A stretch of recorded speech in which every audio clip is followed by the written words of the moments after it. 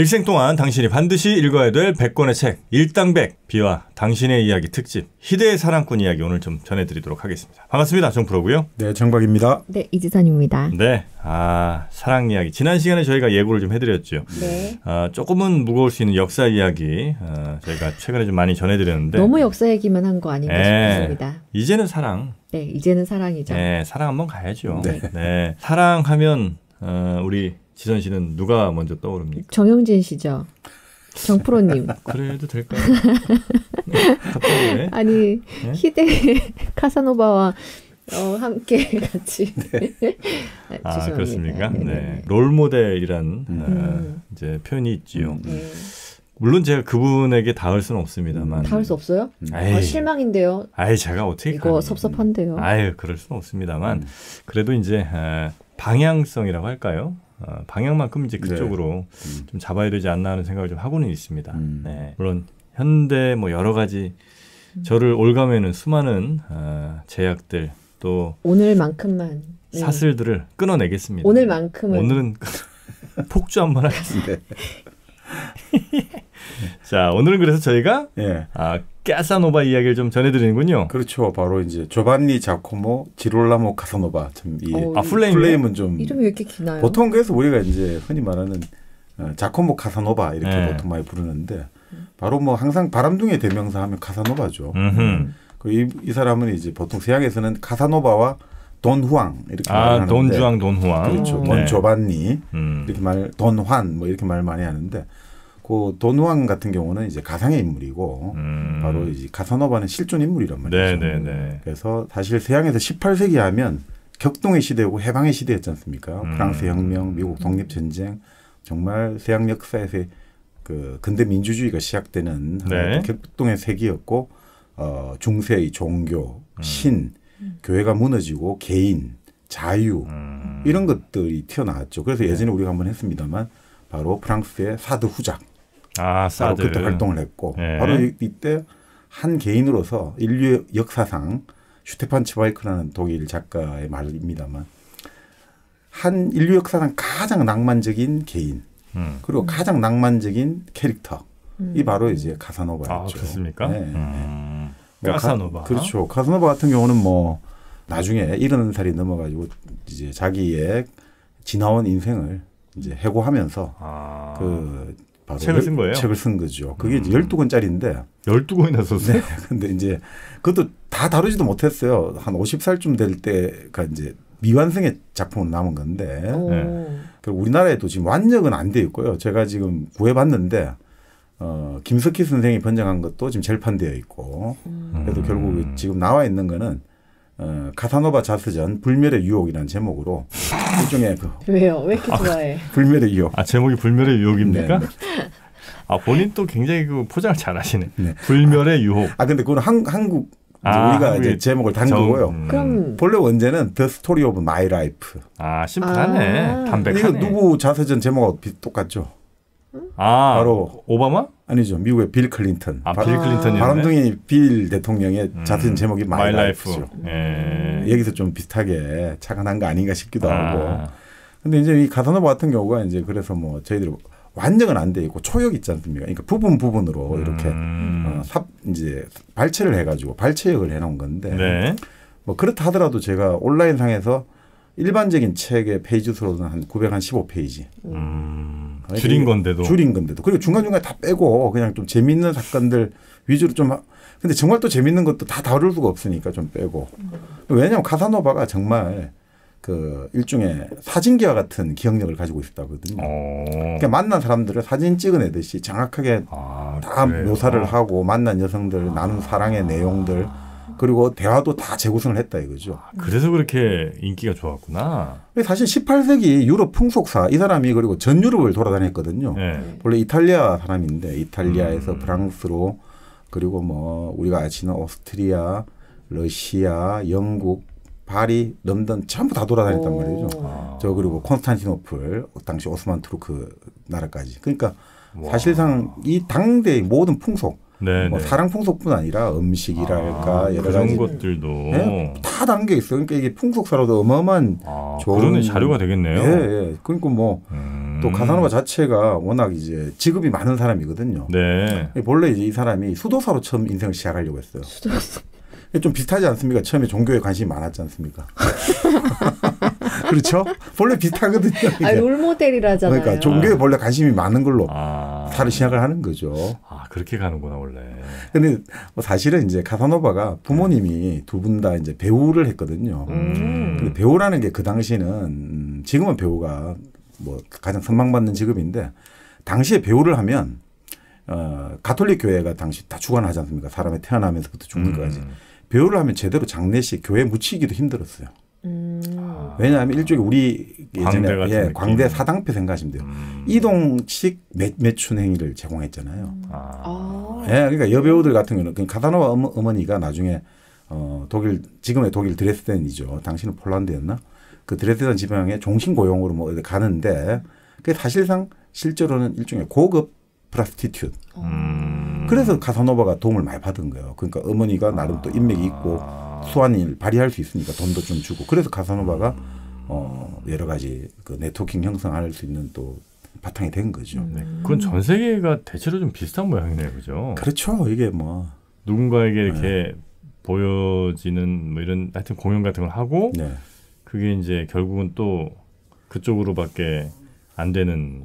그러니까 이게 결국 아니 그러니까 그 어떤 성적 서비스를 제공하는 그쪽으로밖에 갈 수 없는 그게 이제 일종의 뭐 동서양을 막론하고 지금 그랬다는 거잖아요. 그러니까 이게 근대가 되면서 이제 그것을 대중을 상대로 해가지고 그것이 이제 상업화가 될 수 있었잖아요.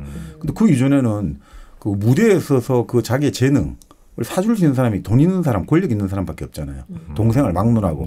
우리도 그때 영화 그 광대 연상문화고 나왔지 않습니까? 뭐 그죠? 공길 나오고. 네네네. 그 왕의 남자. 왕의 남자도 그렇고, 그 뭐 서양 영화 다 그렇죠. 기본적으로 그거를 사줄 수 있는 사람은 돈 있는 사람, 힘 있는 사람밖에 없으니까 그것이 다 자연스럽게 이제 나를 과시하고 싶고 나를 표현하고 싶은 사람은 결과적으로 그런 걸 감수할 수밖에 없지 않나. 특히 우리 사회도 뭐 예전에 그랬습니다만 뭐 어느 사회나 민주주의랄까 나름의 규칙이 성립되기 전에는 권위주의 사회나 독재 사회, 지금 독재 사회 같은 경우도 그렇지 않습니까? 여인들의 권력자들이 여인들을 취하는 게 그런 거 아닌가. 카사노바 하여튼 유럽 전역을 돌아다니면서 수많은 여성을 만날 수 있었던 그 비결이 혹시 뭐였을까요? 그 비결이 궁금하신가요? 네, 그 비결. 저는 근데 하나는 알 것 같습니다. 뭔데요? 일단은 건강해야 되지 않겠습니까? 건강해야죠. 정력이 세야지. 열심히 돌아다니려면 발이 편해야 돼요. 발. 예, 그렇다. 뭐 실망한 것 같은데. 아니요. 예. 발 중요하죠. 예, 그러려면 바로 닥솔. 바로 기능성 인솔이거든요. 신발 깔창입니다. 쉽게 얘기하면. 네, 근데 이 닥솔은 한마디로 내 발에 가장 딱 맞는. 일단 내 발의 모양부터 알아야 될 거 아니에요. 그러기 위해서 발의 모양을 먼저 측정을 합니다. 그걸 이제 스마트폰으로 만든 아주 그 대단한 기술력을 갖고 있고요.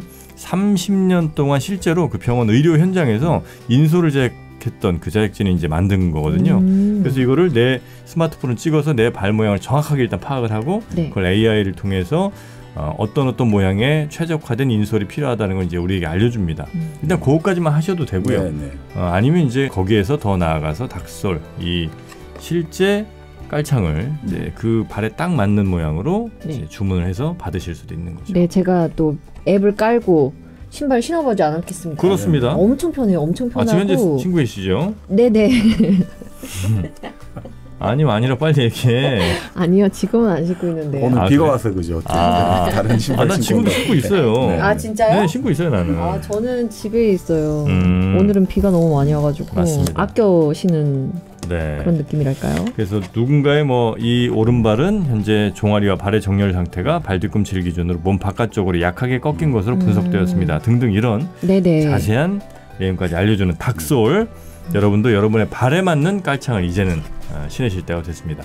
그 깔창만 제대로 돼 있으면 어떤 신발을 신든지 간에 그 깔창을 딱 대면 되니까요.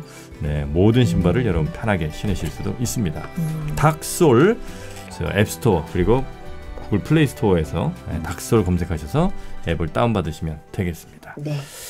자, 그러면 전 유럽을 돌아다니면서 네. 여성을 만나고 여성에게 사랑을 전했던 우리 카사노바 네. 한번 네. 하나하나 들어가 보겠습니다. 네.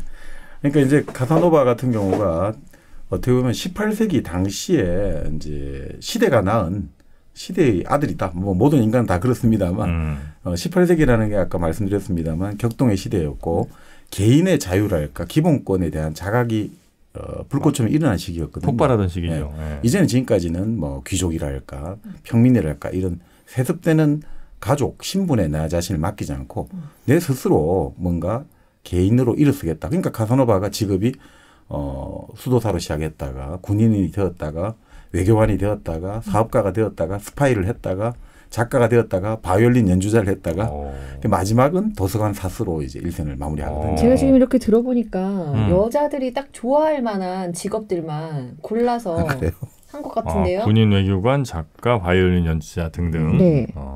스파이? 마지막이 도서관이었어요? 그러니까 왜냐하면 나중에 이제 재산도 다 이제 잃어버리고 좀 빈곤한 처지에 놓였을 때 카사노바를 아주 호의적으로 바라본 백작이 자기 성에서 그 도서관 관리해주면 어떻겠냐. 그렇게 해서 이제 사실 노후를 책임져 준 거죠. 네. 제 마지막 꿈이 또 도서관 아닙니까? 그래요? 너무 비슷한데. 통하는 부분이 있네. 잠깐만 일단 수도승은 됐고 군인 해봤죠? 네. 군인은 뭐 외교관은요? 외교관은 거의 했다고 봐야죠, 제가. 아, 그래요? 민간 외교관으로서 제가 미국과 동남아에서 한국의 위상을 높이 또 그렇죠. 넓히지 않았습니까? 사업했죠. 사업했죠. 스파이는 하시나요, 지금? 스파이는 사실상 스파이죠, 제가 지금. 어디서요? 제가 이제 가족을 이루고 있지만 사실상 스파이죠. 네. 그리고 작가 했죠, 제가. 작가는 그죠. 네, 책 하나 나온 거 있죠. 이제 사서만 하면 되네요. 바이올린 연주자. 바이올린 대신 다른 걸 연주하고 있죠. 뭐죠? 소리가 나는 다른 게 있습니다. 그래요? 네. 이제 일당백 사서도 이거 일당백이니까. 거의 뭐 싱크를 90%에 지금 달하고 있습니다. 네. 아니 사실 키도 비슷해요. 키도 카사노바 키가 187 정도. 그래요? 오, 키도 비슷하죠. 키 몇이신데요? 86. 비슷하네. 그러니까 85에서 2m 사이라고 하는데 대충 뭐 그러니까 86, 7. 굉장히 큰 키였군요. 그렇죠. 그러니까 이게 카사노바의 초상화가 남아 있거든요. 네. 동생 프란체스코가 또 유명한 화가라 가지고 카사노바 그린 그림이 우리가 뭐 인터넷에 쳐보시면 나옵니다. 잘생겼어요? 뭐 괜찮습니다. 그러니까 여성들이 또 좋아하는. 그러니까 젊은 시절에 카사노바 보고 반한 여성도 상당히 많았고. 그렇습니까? 또 카사노바를 처음에 꺼려 하더라도 카사노바가 또 정열의 사나이니까 또 카사노바한테 결국 함락되는 경우도 많았고. 그러니까 이 사람 같은 경우는 결국 지금 이런 많은 직업과 그리고 사실 뭐 또 이런 것도 되겠죠. 그 당시만 해도 왜 수도사와 군인이 처음에 되려고 했냐는 거는 아까도 말씀드렸듯이 부모님이 배우라는 이제 신분이나 가정의 어떤 지위가 좀 하층 계급이었단 말이죠. 그럴 때 하층 계급에서 출세하는 것은 결국 군인이 되든지 승직자가 되든지 둘 중에 하나밖에 없거든요. 그걸 좀 반영하는 것일 수도 있는데 자, 어떻든 이 카사노바가 18세기 바로 1725년에 4월 2일 날 베니스에서 태어난 거죠. 네. 그러니까 이 17세기, 18세기 이 시기를 잘 보시면요. 17세기가 서양에서는 천재의 세기라고 하거든요. 17세기 서양에서 뭐 우리가 갈릴레오가 조금 더 앞에 태어났다가 뭐 17세기 돌아갔습니다만 갈릴레오 있죠.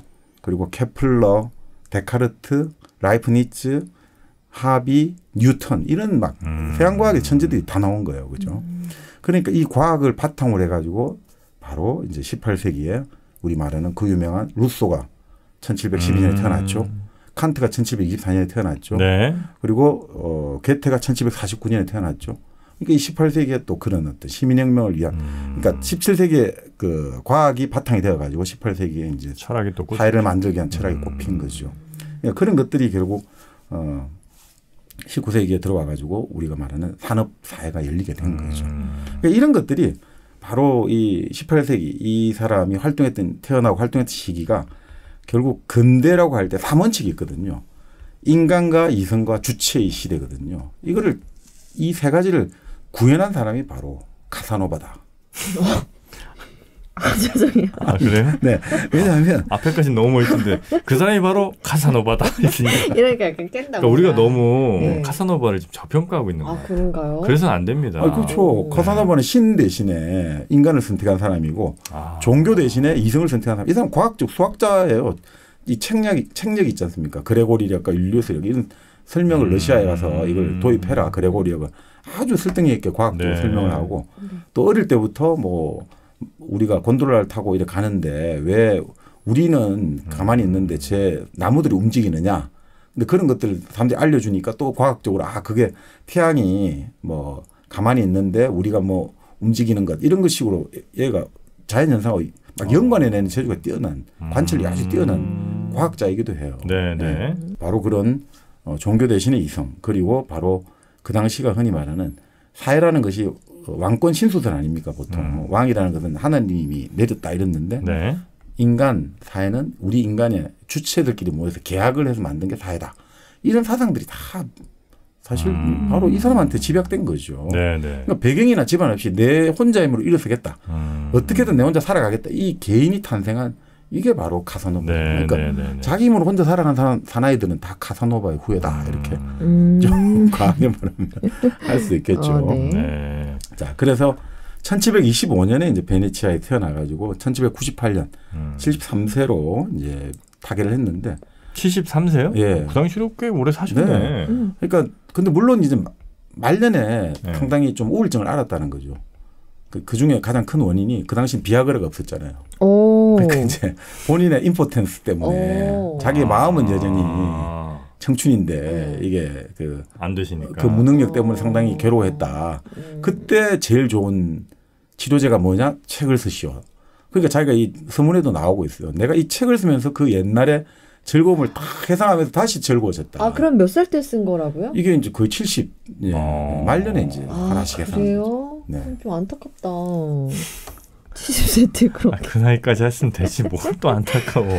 그렇죠. 비아그라가 좀 더 일찍 나왔으면. 아니 이 책을 쓰는 동안에 이 책에 나온 것만 해도 나타난 여성들이 한 130명 가까이 된다는데. 130. 예. 근데 이게 그러니까 흔히 말하는 원나잇 스탠드 이런 게 아니고 이 카사노바는 그 단순하게 여인의 어떤 매력을 단순하게 뭐 얼굴이나 몸매 이런 게 아니라 기본적으로 서로 대화가 통해야 된다.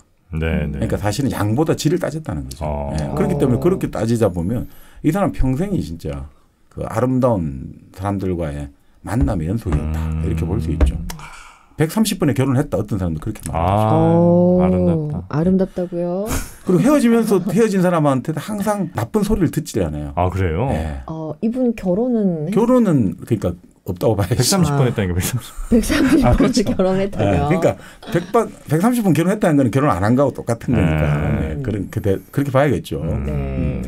그러니까 어떻든 이 사람이 근데 왜 이렇게 많은 결혼을 하고 많은 여성들과 뭐 피가 뜨겁겠지만 근데 이런 것도 있는 것 같아요. 어릴 때는 너무너무 병약했다는 거예요. 아팠어요?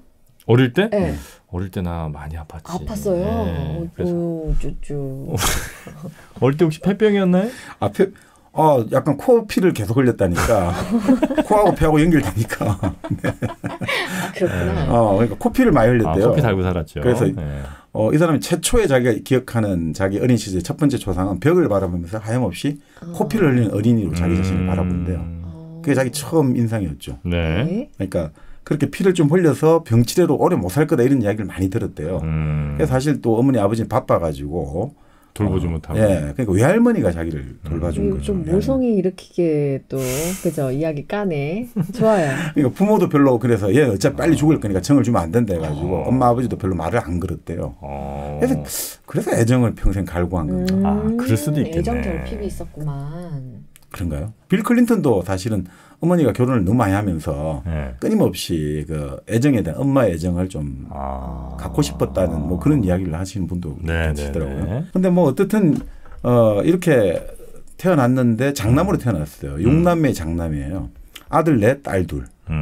그 이제 여동생 중에 한 명은 이제 어릴 때 죽고 어쨌든 장남으로 태어났는데 이렇게 자라다가 8살 될 때 아버지가 돌아가셨죠.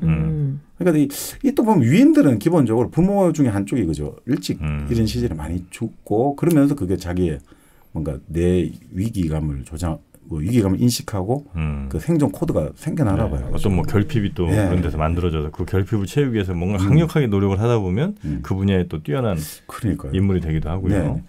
자, 그렇게 해서 이제 아버지는 별세했는데 그러니까 그때쯤에 이제 자기도 처음 이제 벽을 향해 코피 흘리는 아이로서 자기 자신을 기억하는데 그때 그 자신을 외할머니가 물에 씻겨가지고 곤돌라에 태워가지고 마법사한테 데리고 갔다는 거죠. 마법사에게.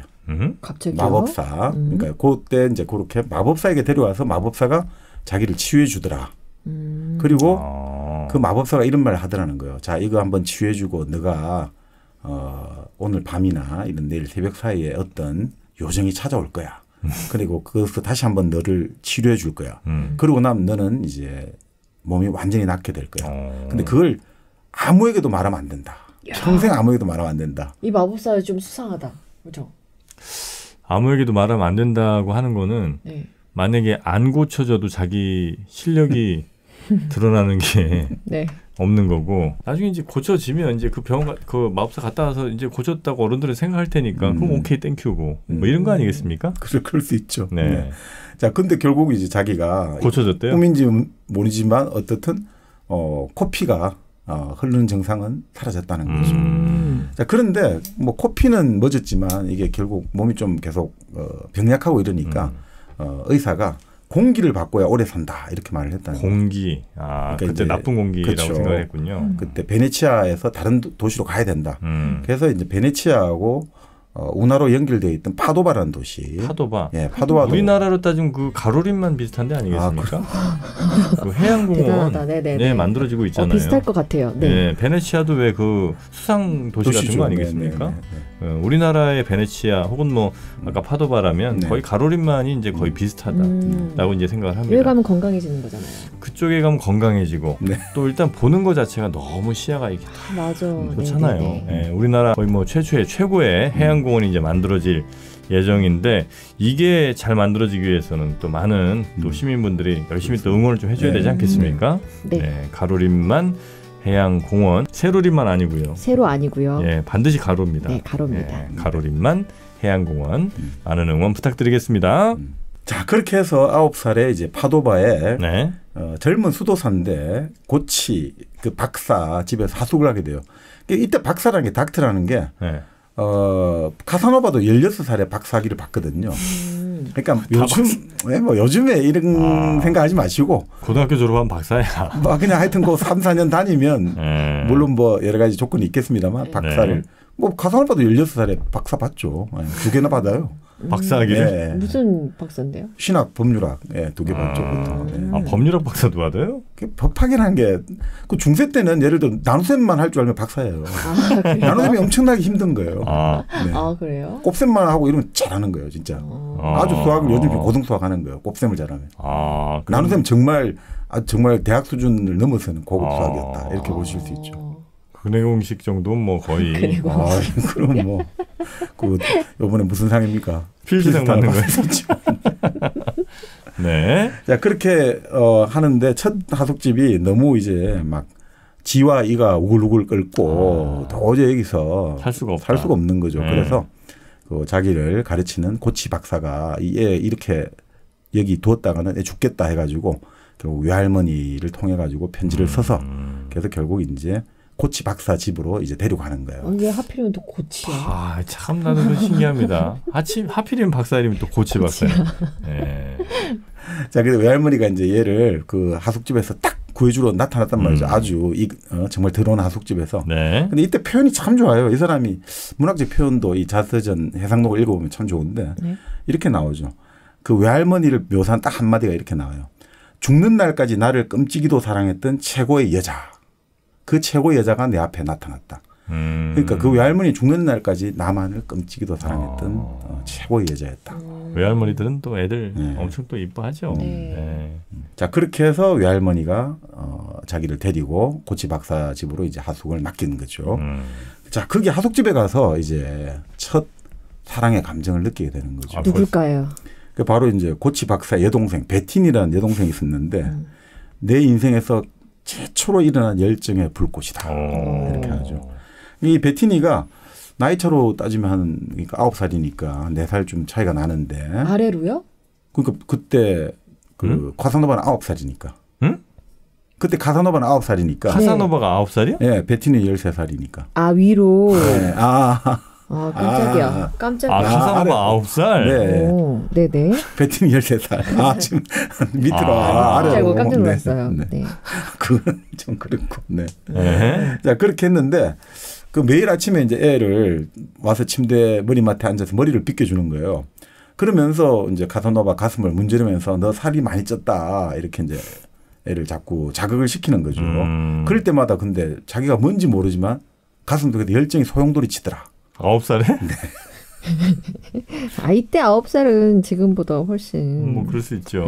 그런데 이제 그 하숙집에 15살짜리가 학생으로 들어오면서 이 베티나하고 뭔가 성심이 있는 것 같다. 그래서 이제 질투심으로 자기가 이제부터 베티나 나 이제 살살 맞게 대할 거야. 이렇게 서로 밀당이 시작된 거죠. 네. 자, 그러니까 어느 날 베티나가 양말도 다 신겨줬나 봐요. 여기도 양말 신겨주지 않습니까? 누가 양말 신겨줬어요? 와이프. 네. 그래서 양말을 신겨주면서 야, 너 허벅지가 좀 더럽다. 좀 씻어줘야겠다. 이래가지고 허벅지를 이제 9살짜리를 시켜준 거죠. 베트니 누나 너무한 거 아니야? 누나 이거 뭐 좀 있다. 그죠? 네, 누나가 너무하네. 네. 자, 그러니까 이렇게 나오죠. 그녀의 손길이 감당하기 어려울 만큼 위로 올라오면서 내 몸 안에서 일으킨 쾌감이 절정으로 치달았고 다시 평온함을 되찾았을 땐 큰 잘못을 저질렀다는 생각이 들었다. 첫 뭔가 이렇게 나왔죠. 그걸 첫 베트니 허벅지. 베트니. 네, 그래서 뱉었네. 그러니까 이 생각이 드는 거죠. 갑자기 카사노바가 네. 내가 지금 죄를 지었고 이 죄를 보상하려면 베티나하고 결혼을 해야겠다. 그러니까 이런 생각을 하시나 봐요. 제 아는 예전에 어떤 선배분이 그 고등학교를 졸업하고 어떻게 다른 선배들의 유혹에 따라 가지고 모종의 술집을 갔는데 그 도덕적인 가책감을 느껴가지고 나는 그 여인하고 결혼을 해야겠다고 10번을 찾아갔다는 거예요. 결혼을 허락해달라고. 순수한 사람들이네. 그래서 나중에 다 그 여성이 사라져버렸다. 도저히 이 애가 오는 걸 견뎌낼 수가 없어가지고 뭐 그런 순수함들이 있잖아요. 그래서 이제 결혼해야겠다 생각이 드는 거죠. 근데 머리가 좋잖아요. 네. 카사노바가 근데 왜 베티나가 이런 행동을 했을까 이렇게 생각이 꼬리에 꼬리를 물다 보니까 이게 나한테 좀 뭔가 의도적으로 했다 이 행동을 그런 뭔가 지금 나에게 여러 가지 질투를 유발하고 서로 뭐 이런 것 아까 말씀드린 15살짜리가 들어오면서 이런 나에게 뭔가 밀당을 이거 한 거다 이렇게 생각하면서 계속 좀 밀당을 하는 거죠. 사랑의 원리를 조금씩 이제 깨닫기 시작했네요. 네. 여기 원리가 있단 말이죠. 그러니까 이제 누군가의 질투를 유발한다든지 누군가 밀당을 통해서 그 사람 더 애타게 만든다든지 이런 거를 이제 조금씩 배워나가는 거 아닌가. 네. 그러면서 이제 자기가 베티나 방 앞에서 내가 너를 하고 이야기를 할 게 있다. 그래서 방문 앞에서 딱 기다리고 있는데 갑자기 몇 시간을 추위에 덜덜덜 떨면서 기다리고 있는데 갑자기 방문이 열리면서 그 15살짜리 경쟁자가 나타나면서 자기 배를 발로 뻥 차고 가더라는 거죠. 꺼져라. 그때 배신감, 그때 분노. 그 문 밖에서는 이미 소리가 났을 텐데. 뭐 그랬을 수도 그렇죠. 있죠. 예. 근데 문제는 이제 다음 날 베티나가 갑자기 이제 아이고 막 이제 귀신이 들어왔다. 막 이제 히스테리를 일으킨 거죠. 발작을 일으키고 열이 나고 그래서 막 구마사들을 부르는 거예요. 이제 이 악마를 쫓아내야 된다. 근데 그 와중에 자기가 베티나 주머니에서 뭔가 편지를 하나 습득했는데 그 편지를 보니까 15살짜리가 베티나에게 보내는 편지예요. 네. 야, 내가 예전처럼 너 방에 몇 시까지 갈 테니까 뭐 우리 그때 같이 보자 이런 식의 편지가 있더라는 거죠. 네. 그러니까 이 편지를 가지니까 자기가 완전히 이제 베티나 약점도 잡은 거잖아요. 그러니까 얘가 아무래도 지금 내가 자기의 어떤 그 베티나의 약점을 알고 있다고 생각하니까 저렇게 히스테리를 일으키는 보다라고 생각하고 베티나에 또 편지를 쓰는 거예요. 나는 절대로 너를 약점 잡아서 그렇게 너희 오빠나 너희 부모에게 이런 거 안 이른다. 걱정하지 마. 이런 편지를 이제 쓴 거죠. 네. 자, 그런데 이제 그 이후에 베티나가 편지가 이제 베티나하고 카사노바 사이에 주고받으면서 카사노바가 탐복을 하는 거죠. 베티나가 요 13살짜리 요 여자애가 어떻게 이렇게 사람과 사람의 마음의 미묘한 것들을 어디서 배웠는지 9살짜리 카사노바가 탐복을 하는 거죠. 참 웃기죠. 9살짜리 카사노바가. 원래 카사노바가 되는 과정에 나쁜 여자가 꼭 등장하고 또 여자 바람둥이한테는 나쁜 남자가 꼭 등장하고 그런 게 있잖아요. 그렇죠. 그러니까 카사노바가 볼 때는 결론을 이렇게 내린 거죠. 베티나가 저렇게 이런 남녀 사이의 미묘한 이치를 알게 된 거는 소설을 읽어서 저렇다. 소설. 네. 그러니까 수많은 소녀들이 소설을 잘못 읽고 인생을 망친다. 대표적인 마담 보바리였죠. 보바리 부인이 계속 소설을 읽고 그런 망상을 현실로 생각하다가 결국 파멸하는 뭐 그런 것들이 좀 많았죠. 자, 그런데 결국 이제 이 베티나 입장에서는 그건 오해다. 나는 절대 15살짜리 애하고 그런 일도 없었는데 걔가 일부러 그런 편지를 썼다. 마치 너하고 나하고가 오래된 관계인 것처럼 그런 편지를 쓴 다음에 이 편지를 너희 오빠한테 줄게 해가지고 나를 협박해서 내 방에서 그렇게 오랫동안 이야기를 나눈 거다. 이런 식으로 이제 해명을 하는 거죠. 그런데 그 해명을 하면 보통 또 드려야 되는데 이제 카사노바는 또 머리가 좋잖아요. 이런 것 자체가 얘가 지금 나에게로 자기 자신을 자꾸 끌어당기려고 이용하고 있다라고 생각을 하는 거죠. 9살에 그런 판단을 했다고요? 그렇게 나오더라고요. 와. 우리 선생님, 아니, 정프로님 9살 때 뭐 했는데요? 나는 그 사탕 준다는 애한테 그냥 여기저기 끌려가고 뭐 이랬었죠. 오빠 끌려다니네. 베티나한테 끌려다닌 거예요. 얘가 사탕 준다고 하면 절로 끌려가고 에. 얘가 빵 준다고 하면 절로 끌려가고. 그렇죠. 네. 그런데 이제 그 이야기를 쭉 하는 거죠. 그 남자애가 너의 방 위쪽 이제 위층에 방이 있는 거죠. 그래서 나무 널빤지 바닥이잖아요. 마을 바닥이. 그거 구멍을 뚫어가지고 무슨 일이 벌어지나 하고 자기가 지켜봤는데 너가 걔한테 뭔가 이상한 짓 하는 걸 봤다. 그러니까 그 짓을 나에게도 해달라. 얘가 협박을 한 거다 내한테. 그러니까 카사노바야 더 이상 오해를 하지 말아다오. 나는 그 협박을 받아가 괴로워했다. 근데 너까지 나를 이렇게 오해하면 어떡하냐 하면서 눈물을 줄줄 흘리는 거죠. 근데 카사노바는 그렇지만 이게 여러 가지 의심할 게 많지만 눈물을 흘리니까 그게 자기를 감동시켰다는 거죠. 그래서 여자에게 눈물은 최고의 무기다라는 걸 그때 알았다는 거죠. 그러니까 사실 그런 것들이 있잖아요. 예전에 제가 그 영국 드라마였나요? 셜록. 네. 그 셜록 보면 그 대목 나오잖아요.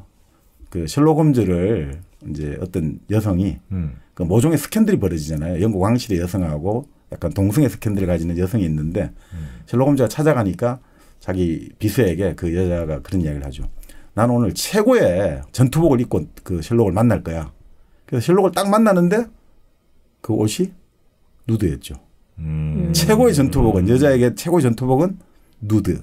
그러니까 여기도 최고의 무게 눈물하듯이. 그러니까 카사노바는 일단 그렇게 눈물을 흘리며 이야기하는 것들 이런 거는 사실로 믿어줘야 된다라고 이제 본 거죠.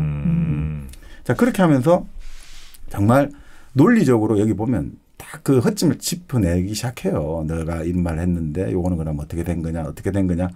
자 그렇게 하니까 베티나도 좀 할 말이 없잖아요. 그래서 눈물 흘리다가 다시 대충 마무리하자 했는데 그다음에 이제 베티나가 천년두에 걸린 거죠.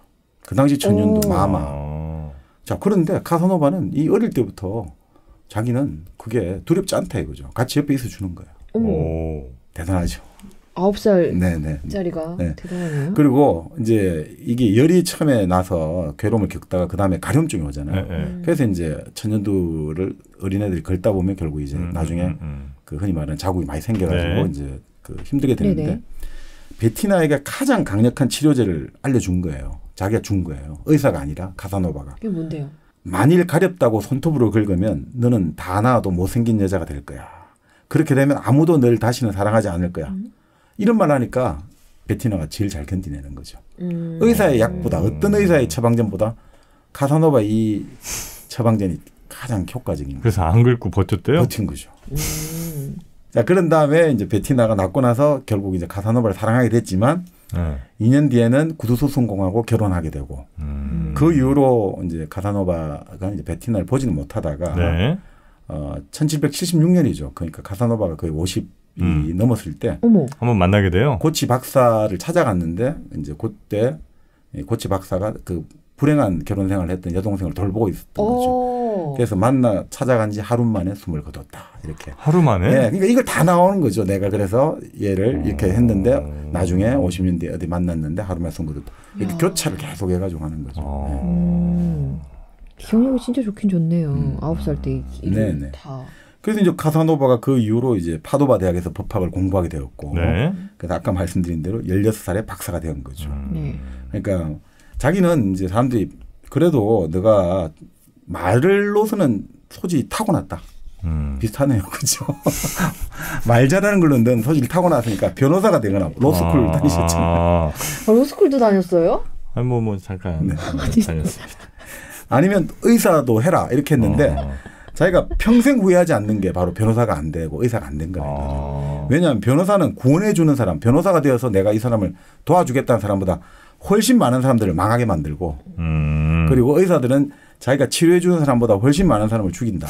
그래서 이 두 부류의 인간이 없다면 세상은 훨씬 더 살기 좋을 것이다. 그래서 나는 변호사 안 되는 거야. 너무너무 좋다고 생각한다. 이렇게 나오는 거죠. 자, 그런 다음에 이 대학에 다니면서 온갖 부류의 인간들을 만나는 거예요. 남봉꾼, 도박꾼, 호색꾼, 파렴치한, 바람둥이, 폭력배. 이 사람들을 만나면서 결국 뭐냐면 인간이란 걸 이론적으로 이해 안 하고 경험이라는 거친 교과서를 가지고 이해를 하는 거죠. 그러니까 이 카사노바의 여러 가지 삶의 이야기는 그 생동하는 어떤 현실감이 있거든요. 보통의 작가들이 상상하는 거는 작가들은 사실 그 인물을 만들기 위해서 골방에 틀어박혀갖고 사람들도 못 만나고 혼자 끊임없이 창작의 고통에 휩싸이는데 카사노바야말로 진짜 몸으로 자기 몸으로 자기 소설을 쓰고 있는 거예요. 네네. 몸으로 문학 작품, 자기 삶을 만들어낸 사람인 거죠. 자, 그래서 이 사람은 뭐 도덕교육 이런 것도 설교하고 이런 거 결국 이렇게 책으로만 도덕과 윤리를 배웠다가는 거기에 전적으로 몸을 맡겼다가는 나중에 후회라는 고통스러운 병을 얻게 된다. 그러니까 절대로 너 몸으로 직접 실험 정신이 강한 사람인 거죠. 무엇이 옳으냐, 무엇이 그르냐, 무엇이 진리냐, 무엇이 거짓이냐를 직접 내가 경험해 보겠다. 나는 뭐 말로 누가 그러더라. 이런 걸로 난 안 하고 난 직접 내가 경험해 보겠다. 겪어봐야 된다. 네. 자, 그러니까 그렇게 하면서 이 사람은 자기에게 사움을 걸어오는 사람이라든지 저런 인간들은 정말 함께 어울리면 안 될 사람이다. 이런 사람들과도 함께 사는 방법을 배웠다는 거죠. 이게 참 모순적이죠. 그러니까 절대 저런 인간하고는 친하게 지내면 안 돼라는 인간하고도 우린 살아가야 되잖아요. 그러니까 적과의 공존을 하는 법을 배우기 시작했다는 거죠. 이 대학을 다니면서 10대 시절에. 네. 그러니까 이때 10대 시절에 또 왜 이렇게 할 수 있냐면 당시에 대학생들의 특권이 대단했거든요. 죄를 져도 처벌을 안 받는 거예요. 대학생들은? 네. 왜냐하면 당시 파도바 대학에서 전 유럽에서 공부를 하러 온단 말이죠. 그런데 학생들을 죄를 지었으면 똥끼기 처벌하잖아요. 학생이 안 온단 말이죠. 그럼 수입이 줄어들잖아요. 그래서 학생들이 와서 사고를 쳐도 뭐 이런 일도 있었거든요. 그 당시에도 커피하우스가 있어요. 네. 파도바의 커피하우스. 전 유럽에 다 있습니다만. 여기에 경찰관이 이제 들어온 거예요. 그 학생들이 야, 너 왜 들어와? 나가! 이랬는데 경찰관이 나도 커피 마실 자유가 있다고 이러니까 학생들도 권총을 휴대하고 다녔거든요. 권총을 꺼내갖고 서로 쏘려고 하다가 경찰관이 학생을 쏘게 되고 부상을 입게 되고 그 과정에서 학생들이 감히 경찰관이 우리를 쐈단 말이야 해가지고 전 대학생들이 그 경찰관 잡아 죽인다고 몇백 명이 돌아다니니까 또 경찰들하고 싸움이 나가지고 몇 명이 죽었단 말이죠. 그래도 결국은 그러면 이게 누구를 처벌해야 되느냐. 파도바 당국은 애초에 문제를 일으킨 경찰관을 잡아서 교수형을 처해버려요. 교수형이요? 네, 학생들을 감히 너가 이렇게 했다고. 그러니까 대학의 자치권이 사회 경찰권보다 더 위에 있는 거죠. 뭐 그런 여러 과정들을 통해서 이제 뭐 룰이 이제 정해지는 거긴 하겠습니다만 그때는 이제 대학생들 특권이 어마어마했던. 네, 일종의 대학이 길드고 이게 하나였던. 그러니까 이게 그 대학이라는 것들이 서로의 어떤 그 뭐라고 할까 그 학생들이 유일하게 그 말을 듣는 사람은 교수밖에 없는 거예요. 그러니까 그 정도로 이 자치권이 강한 거죠. 네. 근데 이 자치권 속에서 사실 사상의 자유가 나오는 거거든요. 그러니까 요즘은 뭐 대학 자체가 하나의 사회적 그 산업 예비군들 이렇게 양성소로 취업 준비 학원 같은 느낌, 잘 나간 느낌이 듭니다만, 근데 사실 유럽에서 이 대학의 자유라는 것들, 그러니까 유명한 그 일본의 그 판사를 했던 다테 아키오 판사가 이런 이야기를 했죠. 대학생하고 경찰하고 부딪혔어요. 결투가 벌어졌거든요. 그때 이런 판결을 내려요. 민주주의 사회에서 치안의 유지를 하기 위해서 그죠. 국가 사회에서 경찰권은 정말 중요하다. 그리고 이 표현의 자유가 있어야지 정론을 형성할 수 있기 때문에 대학의 자치권도 아주 중요하다. 자, 그럼 자치권과 경찰권이 부딪혔을 때 누구 편을 들어야 되느냐? 경찰권은 우리가 특별히 안 도와줘도 계속 커지는 속성이 있다. 그런데 자치권은 우리가 북돋아주지 않으면 언제든지 줄어든다. 그러니까 부딪혔을 때는 우리는 자치권 손을 들어주는 게 맞다라고 판결했는데 이 당시에 이 자치권 이거 얘기 나와서 그런데 진짜 돈 많은 애들이 대학교 가고 그랬어요? 뭐 이 카사노바 봐도 뭐 그렇게 부자는 아니지 않나? 그 엄마가 이제 조금 연결 좀 해줬구나. 그래요? 아니 그러니까 당시 대학의 학비는 당연히 감당하기는 보통 서민들은 뭐 거의 불가능에 가까웠군요. 그렇죠. 네. 귀족 자제들이라서. 뭐 그래서 더 그럴 수도 있겠다. 아니 귀족 자제는 뭐 사실 대학을 갈 필요는 없잖아요. 귀족이 왜 대학을 가겠습니까? 아니 취미로 활동을 할 수 있습니다. 중산층 정도가 많이 가겠군요. 그러니까 아까 말씀드린 변호사, 의사를 양성하는 것으로 생각하면 그리고 신부 승직자가 돼야 되니까 사실은 이제 돈 많은 사람들이 뭐 크게 지금도 뭐 대학을 공부해서 가지는 잘 않잖아요. 그러니까 아예 귀족 계급은 아닌 하지만 조금 이제 경제적으로 어느 정도 여유가 생긴 부르자 이제 형성하는 사람들의 그 정도가 되겠군요. 그렇죠. 자, 그래서 1740년 이제 15살 나이에 성직에 입문하게 됩니다. 이제 수도사에 첫 입문하게 되는 거죠. 근데 그때 벌써 이제 그 말리 피에로라는 정치가가 이 사람을 아주 예쁘게 보는 거죠. 그래서 이제 너 우리 모임에 나와 해가지고 그 모임에 가서 사람들하고 어울리게 되는 거죠. 그 말리 피에로라는 은퇴한 정치가는 20명의 애인을 둔 사람이죠. 20명? 네. 좋은 스승이 나타났구만. 애인이 20명? 근데 이 70세인데 그때 17살짜리 이메르라는 배우의 딸 테레사를 그때도 사랑하고 있었거든요. 근데 이 테레사도 보통이 아닌 게 옆집에 살고 있었는데 그 노신사 말리 피에로의 옆집에 살고 있었는데 말리 피에로가 자기를 좋아하는 거 아니까 그 창문에서 일부러 그냥 요염한 몸짓을 막 보여주는 거죠. 그런 다음에 이제 매일 이제 그 노신사 집을 방문한 거죠. 엄마하고 딸이. 방문하면 이제 노신사가 그 딸에게 키스를 하려고 하는데 테레사가 키스하기 싫다 이러면 노신사가 화를 벌컥 내는 거예요. 너는 말이야 지금 너 교회 지금 갔다 왔잖아. 성당 갔다 왔잖아. 그러면 우리가 흔히 말하는 성체 우리 떡 같은 거, 빵 같은 거 주잖아요. 네네네. 성체가 너 몸에 들어있지 않냐 이거지. 아직 소화가 안 되지 않았냐. 그리스도가 너 몸에 들어있는데 그 사랑을 아직 내한테 지금 못 베푼단 말이냐. 왜 키스도 못 해주냐. 뭔 개소리야. 라고 요즘 같은 얘기를 할 텐데 그때는 통했는 모양이죠. 그렇죠. 그래서 이 사람이 결국 이제 연결을 해가지고 처음 교회에서 설교를 하게 됩니다. 누가요? 카사노바가요? 네. 그 처음 설교를 하는데 사람들이 많이 박수를 치는 거죠. 말을 진짜 잘하니까. 네, 헌금도 많이 들어오고 연애 편지도 여러 통 들어있는 거죠. 연애 편지도. 그러니까 우리가 당시에 여러 가지 종교 그 수도사의 생활들을 지금 기준으로 보면 좀 힘든 게 우리 예전에 그 데카메론 같은 번 보더라도 그 수도사들이 아주 난잡한 성생활들이 많이 나오거든요. 세속과 아주 같이 일치가 돼 있다 보니까. 그런 것들이 요즘 기준하고 좀 다르다라고 볼 수 있겠습니다. 자, 그런데 이제 그때 자기를 또 돌봐주는 신부의 조카 안젤라와 사랑에 빠지게 되는 거죠. 사랑은 뭐 동시에 여러 명 빠지긴 그러니까 한마디로 정말 금사빠. 네, 금사빠 같아요. 근데 문제는 안젤라는 신체 접촉을 절대 허락하지 않는 사람인 거죠. 그래서 이 사람 재밌는 말이에요. 안젤라와의 사랑은 나에게 고문이 되고 있다. 그러니까 그녀는 나를 서서히 파괴해가고 있다. 네, 그러면서 이제 두 번째 설교 기회가 왔는데 너무 자신만만했던 거죠. 아유 뭐 그걸 내가 다 써놓은 걸 뭐 읽으면 되는데 내가 뭐 이거 못하겠어? 너무 자신만만하게 딱 설교를 하다가 갑자기 갈피를 못 잡게 된 거죠. 네. 말을 하다가 지금 내가 무슨 말 했지? 막 말이 꼬이기 시작한 거죠. 그래서 꼬인 상태에서 갑자기 어지럼증을 느껴가지고 벽에 부딪히게 되고 기절을 하게 된 거죠. 기절한 척한 거죠. 이제 워낙 쪽팔린 상황이 됐으니까 그게 제일 현명한 방법일 수 있죠. 네. 그럴 수도 있죠. 네. 자, 그런 다음에 이제 자기가 여기 못 있겠다 해가지고 이거 아니다. 네, 파도바로 다시 이제 대학 이제 공부를 시험을 치러 떠나겠다 해가지고 잠시 떠나게 되는 거죠. 안젤라랑은 이렇게 끝나는군요.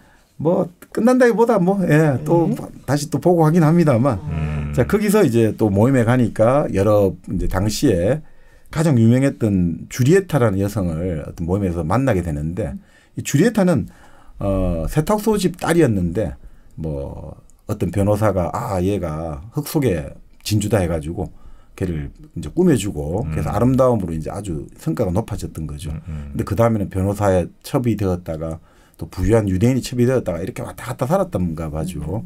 그러면서 이제 당시 사교계의 희롱이 되니까 이제 카사노바라는 이 어린애가 참 똑똑하다. 근데 카사노바가 평가를 하는 거죠. 그 여성은 자연스러운 아름다움이 없고 재치도 없고 사람을 편안하게 만들어주는 와함도 없다. 그래서 이 여자를 매력적이라고 생각하는 사람들은 늙고 지칠 대로 지친 사람들밖에 없다. 라는 식으로 말을 하니까 이제 주리에타 귀에 들어갔겠죠. 그래서 주리에타가 다음에 이제 그 모임에서 완전히 이 개망신을 주는 이제 카사노바에 개망신을 주게 되는 거죠. 근데 카사노바가 아직 어린 나이니까 맞으면 안 되니까 그냥 망신 한번 당했다. 카사노바가 참 해상독에서 좋은 게 솔직하게 자기가 무조건 뭐 나는 다 잘했다 이런 게 없어요. 자기 포장 이런 거 없고 있는 그대로 자기 부끄러운 대로 네, 그런 것들을 그렇습니다. 카사노바는 그러니까 이렇게 보는 거죠.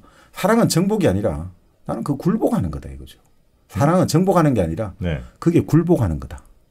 내 자신이 굴복하는 사랑이란 감정에 그렇죠. 나도 그냥 맡겨질 뿐이다. 사랑은 정복하는 게 아니다. 이렇게 이제 그러니까 다 있는 그대로 모든 것들을 나는 다 말하겠다. 지금 뭔가 엄청난 깨달음을 얻으신 것 같은데요. 사랑은 정복하는 게 아니라 많은 남성분들이 그런 식으로 접근하거든요. 네. 저 여성을 내가 어떻게든 목적지향적으로 그리고 저 여성과 어떻게든 한번 저 여자를 굴복시키겠다. 뭐 그렇죠. 그런 건데 그건 사실은 진짜 사랑이 아닌 거죠. 이거 저는 큰 깨달음입니다. 그렇군요. 네. 카사노바. 네.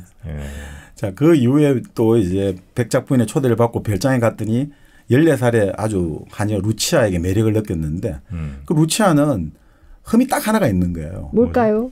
나이가 너무 어리다는 아주 매력적인 흠을 가지고 있다 이렇게 나오죠. 14살이 어리다는 흠을 가지고 있다. 뭐 이런 식으로 하는데 아침마다 너무 힘든 거예요. 왜냐하면 루치아가 속옷 차림으로 자기 침대에 들어와 가지고 같이 거의 입술이 달락말락 하면서 이야기를 나누자고 하니까 너무 이제 참기가 너무 힘들어지는 거죠. 그래서 너 더 이상 오지 마라. 난 너 때문에 병이 난다. 그러니까 루치아가 아니 왜 사랑하는 감정이 이렇게 좋은 건데 병이 나게 되고 또 그 병 때문에 나를 오지 마라고 하는지 이해가 안 간다니까.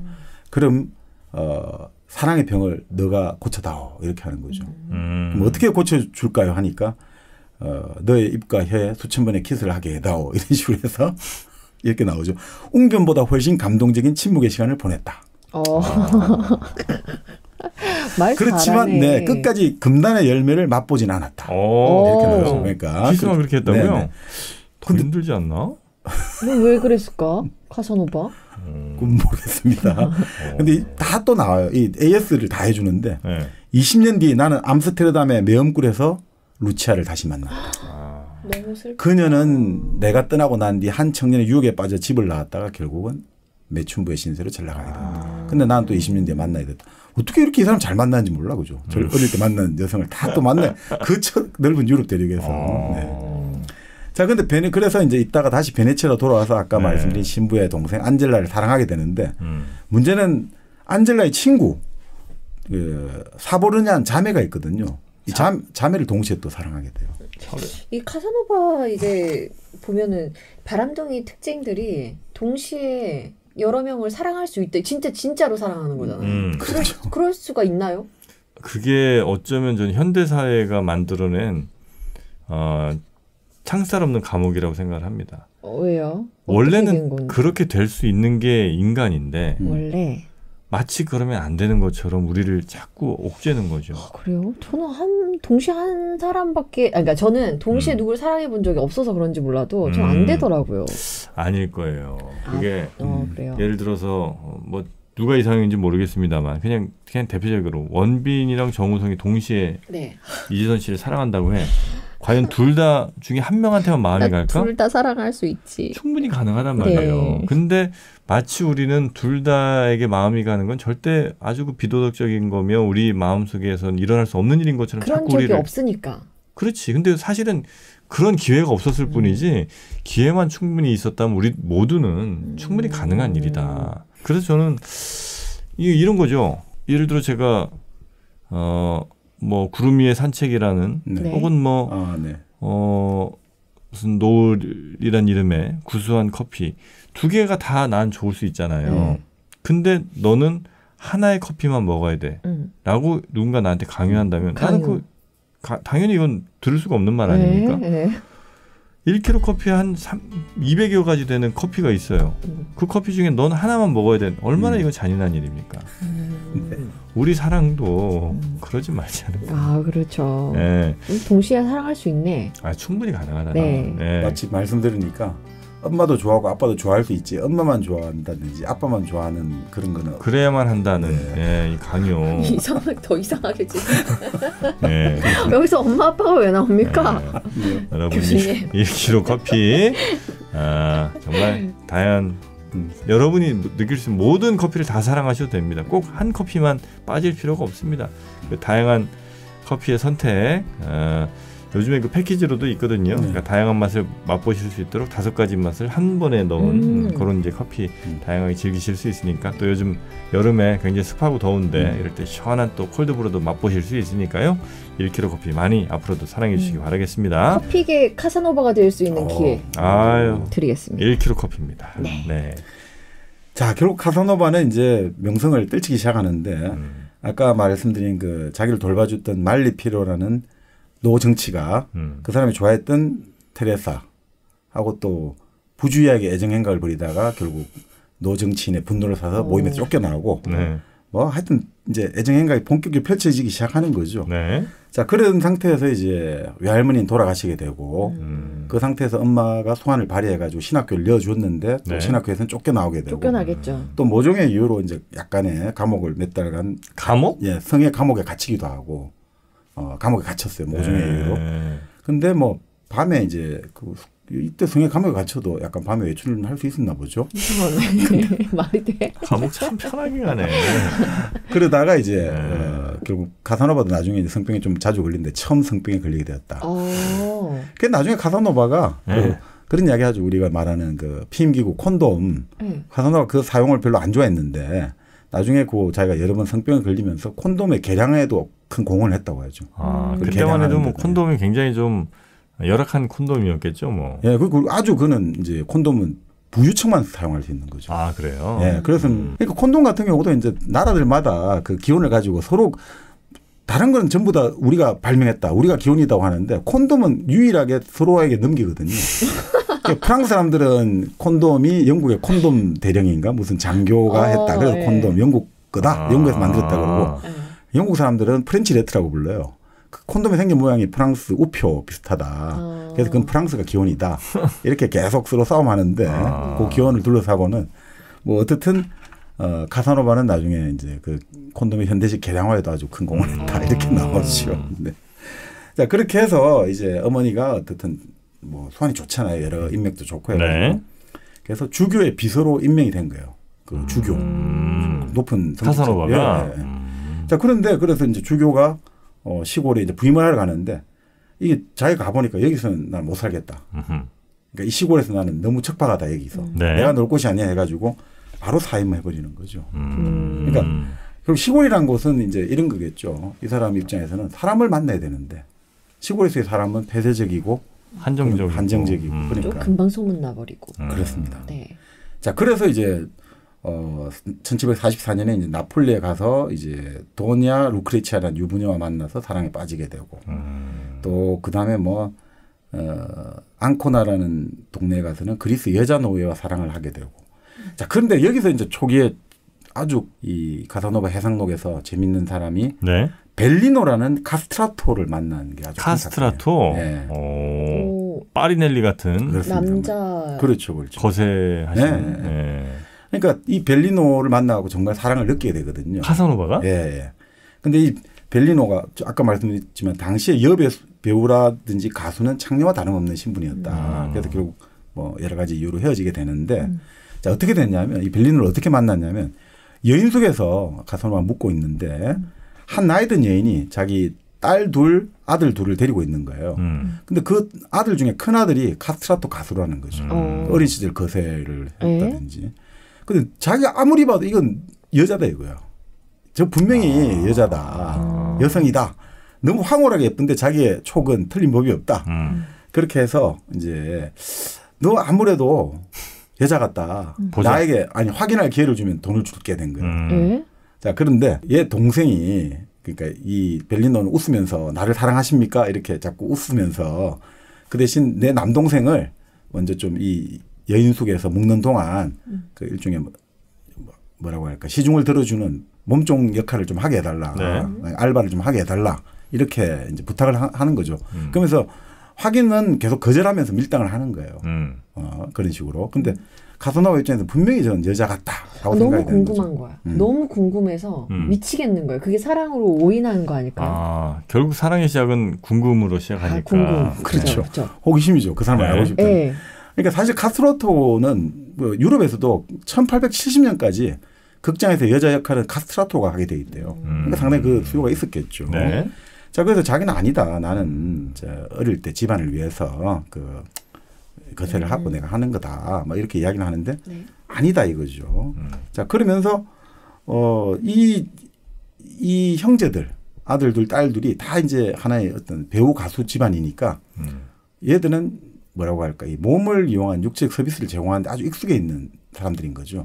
그러니까 그 막내 아들 꼬마에게 이제 내 시중을 들어준다고 돈을 주니까 얘가 감사의 표시로 키스를 하는데 키스를 하는데 입을 반쯤 벌리고 키스를 하는 거예요. 그렇게 하면 어른들이 좋아한다. 그러니까 지금의 자투라면 이건 다 그 아동성학대인데 그때는 이제 그랬다는 거죠. 근데 이탈리아에서는 그게 그때도 특이한 일이 아니었다는 거예요. 18세기에서는. 근데 영국에서는 당시에도 욕먹는 일이 남색금지법. 욕먹는 게 아니라 처형당한 거죠. 처형당한 일이고. 영국에서는 남색금지법 20세기 우리 앨런 튜링. 네네네네. 오스카 와일드 그 버그 액트를 해가지고 그때 오스카 와일드 징역 2년 받았잖아요. 그 정도로 그때도 영국에서는 그게 강한 처형까지 시키는 법이었대요. 자, 근데 이탈리아에서는 특이한 게 아니었다. 자, 그래서 이제 벨리노 엄마한테 간 거예요. 걔 검사 받았냐. 그때는 카스트라토를 극장에 오를 때 검사를 요청할 수 있대요. 얘 진짜 남자인지 여자인지. 그럼 검사에 응해야 된다는 거죠. 자, 그런데 이 엄마에게 제안을 하는 거죠. 내가 금화를 주겠다. 검사를 나도 한번 해보자. 나도 수도사 아니냐. 나도 자격 있다. 빨리. 자, 그런데 결국 이제 얘는 응하지 않는 거죠. 자, 그날 저녁에 난로가에 이제 둘러 앉아가지고 참 이때는 웃겨요. 애들 그 형제들 4명하고 둘러 앉아 돌아가면서 키스하고 가슴을 만졌다는 거죠. 지금의 기준으로 보면 안 됩니다. 그 당시에. 자, 그렇게 가슴 만져 키스하는데 벨리노의 차례가 왔는데 딱 벨리노의 가슴에 넣어보니까 이건 여자다 이거죠. 너 여자 맞네 이러니까 아니라고 우리 카스트라토는 다 이렇게 가슴이 나온다. 이런 식으로 넘어가는 거예요. 여자다. 여자였나 보네. 그러니까 수사의 신분으로 지금 이렇게 하는 거예요. 수도사의 신분으로 지금. 네.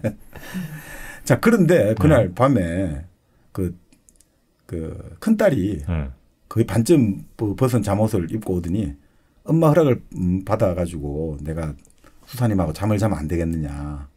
그래서 엄마가 허락을 받으니까 이제 얘가 잠을 같이 자는 거예요.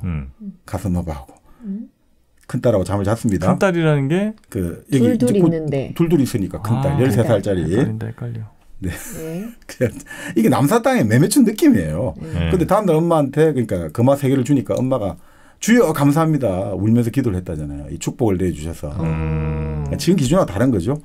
그러니까 작은 딸이 또 온 거예요. 그 다음 날에는 작은 딸. 작은 딸이 왜 왔냐면 아니 나는 왜 차별하냐고. 우리 막내 그 남동생은 지금 비서 역할 해가지고 돈 주고 또 큰 자기 언니는 어떻든 극장에 노래 부르러 갈 때 데리러 가준다. 지금 카스트라토 얘기예요? 그러니까 그 형제들 이야기. 그 4명 형제가 있잖아요. 카스트라토는 첫째 장남. 첫째 장남이라고 해야 되나? 장남이죠. 장남. 시중 들고 있고 둘째 남자예요. 큰딸 잡고. 큰딸 잡고 둘째 딸은 그러니까 나도. 정신 바짝 차리세요 지금.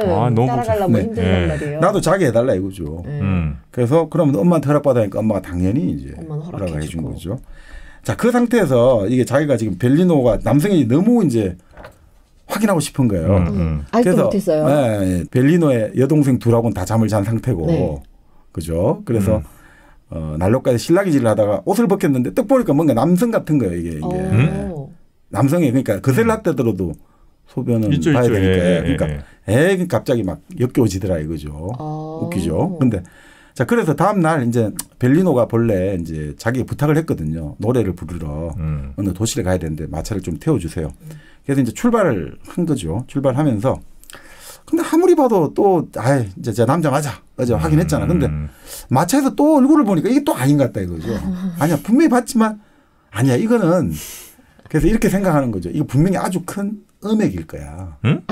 음액이라고 생각하는 거죠. 그래서 한 번만 더 확인해 달라. 한 번만 더 확인해 달라. 카사노바 씨. 그래서 여인 속에 이제 들어가게 되는 거죠. 그래서 아니 나는 너 절대 그거 강제로 할 그게 없으니까 방을 따로 잡아줄까 하는데 벨리노가 뭔가 생각을 했는지 같이 자도 괜찮다 이런 거죠.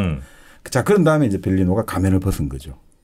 알고 보니까 벨리노가 딱 이제 자기가 침대 같이 들어와가지고 여자였어요. 예, 이제 딱 이제 몸을 어떻게 이렇게 더듬어서 확인해 보니까 자기가 없었으면 하고 바랐던 것이 정말 없었다.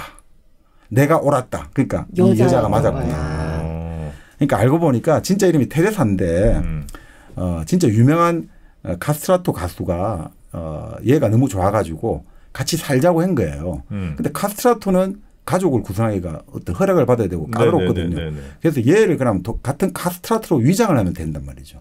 같은 카스트라토끼리 살면 되니까. 그래서 어떻게 하다가 카스트라토로 위장을 하게 되었고 근데 자기하고 살기로 했던 카스트라토가 병으로 죽게 되고 그러면서 이제 그 카스트라토가 연결해 준 이 집안에 연결해 가지고 큰아들 역할을 하면서 뭐 이렇게 좀 돼 가지고 자기가 막 같이 이렇게 우리가 떠돌면서 이렇게 살고 있다. 그래서 내가 남자 역할을 한 거다. 이렇게 된 거죠. 그래서 물어본 거죠. 아니 그럼 도대체 어제 내가 저녁에 만졌던 건 뭐야? 그러니까 그건 뭐냐 이러니까 그때 자기하고 살기로 했던 그 카스트라토 가수가 너가 나중에 카스트라토 무대에 올라갈 때 검사를 받는다. 그래도 그 흔적이 있어야 되는데 그 물건 하나를 구해준 거예요. 남자 거시기를 구해준 거죠. 아니 말도 안 돼. 아니 이게 뭐냐면 근육 같은 건데 굵기는 엄지손가락 정도인데 부드럽고 피부가 같은 색깔하고 요거를 이 튜브 같은 건데 이제 요거를 얇고 투명한 피부로 어느 정도 길이로 덮어 씌우고 접착제로 성기 부분에 딱 붙이면 남자로 변신이 된다는 거죠. 그렇게 해가지고 검사할 때는 이렇게 보여주면 또 넘어갔다는 거죠. 왜요? 카사노바 씨. 그게 뭐 이렇게 썩고 냄새가 뭐 이렇게 되지 않을까? 아 그러니까 검사할 때만. 검사할 때만. 네. 일종의 뭐 이스케치. 그러니까 진짜 그런 건 아니었을 것 같아요. 왠지 그냥 느낌만 비슷한. 예전에 그 영화 있었지 않습니까? 그 카스트라토 나오는 거? 카스트라토 말로고 네. 마담 버터플라이였나요? 그 마담 버터플라이. 남자인데 여자 역할을 했는데 그게 실제 예전에 그 뭡니까? 프랑스 외교관이었나요? 그게 네. 어떤 스파이가 남자인데 여자로 위장해갖고 몇십 년을 살았던 거죠. 그 나중에 알고 보니 진짜 남자였던 거예요. 그러면 어떻게 했냐니까 그 방식대로 이제 자기가 있는 부분들을 이런 식으로 또 덮어가지고 이렇게 위장을 이제 없는 식으로 위장을 해가지고 그렇게 해서. 카사노바는 어쨌든 여자만 좋아했던 것 같아요. 그죠? 카사노바. 네. 감별사네. 그 정확히 파악은 했네. 네, 뭐 그렇죠. 그러니까 카사노바 지금 제가 해상록을 지금 이제 이렇게 발췌한 거야. 900페이지 읽어봤는데 하긴 그 부분에서 그 남자와 관련되는 부분은 없었던 것 같아요. 그렇습니까? 여자가 엄청 좋아했던 거예요. 야, 근데 120몇 명 혹은 뭐 70 다 될 때까지도 그 시절이면 사실 지금 나이랑 또 똑같이 비교할 수 없는 건데 네. 그때 그만큼의 에너지를 또 구가할 수 있었던 거는 끝으로 요 말씀 좀 드려야 되겠네요. 네. 역시 뭐 홍삼 덕분이 아닌가. 네. 네. 이태리 쪽에 또 우리 코리아 K 홍삼이 많이 또 진출했었습니다. K 홍삼도 그쪽 베니스의 상이 맞네요. 네. 베니스의 한국 코리아인가요? 뭐 네. 베네치아 출신이잖아요. 네. 네. 이른 살에도 홍삼을 더 먹었으면 됐을 텐데. 그때 당시에도 코리아 진생, K 진생은 굉장히 그 유명했던 약재였습니다. 네. 카사노바도 카사노바란 이름이 붙을 수 있었던 것. 뭐 영어 표기로는 CA, SA 뭐 이렇게 나갈지 몰라도 카사노바 스스로는 K라고 쓰기를 원했다고 해요. 그래요. 네, 나는 K 홍삼의 주인공이다. 네. 카사노바 역시 소백지향 홍삼으로 가능했던 일이었습니다. 자, 소백지향 홍삼으로 우리 남성 여러분 힘내시기 바라겠습니다. 이제 다시 일어서야죠. 일어서자. 스탠드업 플리즈. 소백지향으로. 소백지향 홍삼이 여러분 단단하게 여러분이 다시 리스탠드 하는데 도움을 좀 드리도록 하겠습니다. 소백지향 홍삼 많이들 이용해 보시기 바라겠고요. 바뀌는 여러분의 모습을 확인해 보시기 바라겠습니다. 홍삼이 진짜 그렇게 좋대요. 홍삼이 좋죠. 네. 자, 네이버에서 소백지향 홍삼 검색해 보시면 좋겠습니다.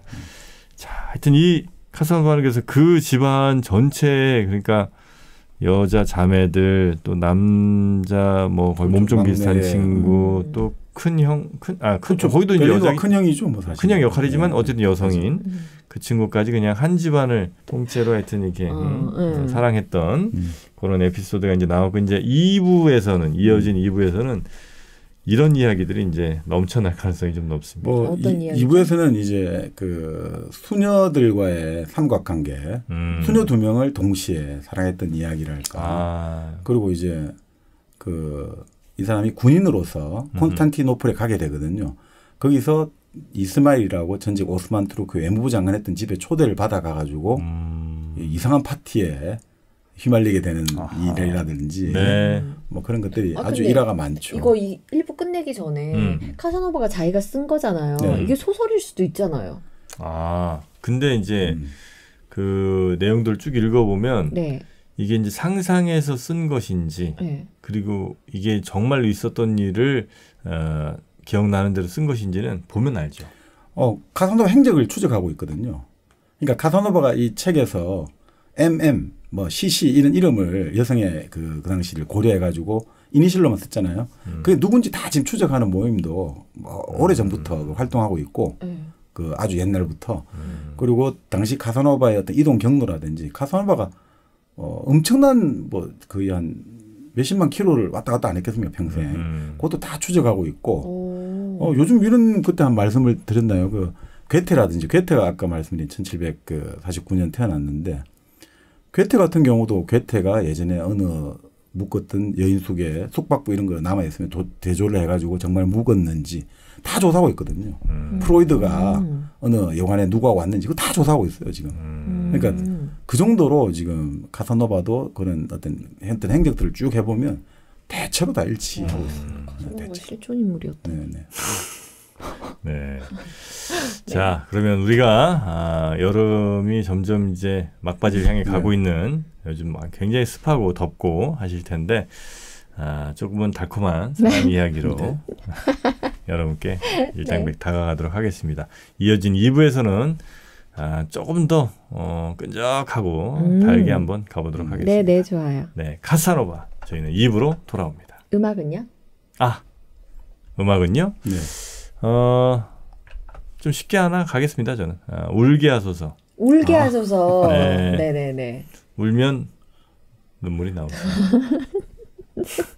네, 저는 K-윌의 네가 하면 로맨스. 그런 노래가 있습니까? 네가 하면 로맨스. 네. 저는 그러면 그 라벨의 그거였죠. 그 뭐죠?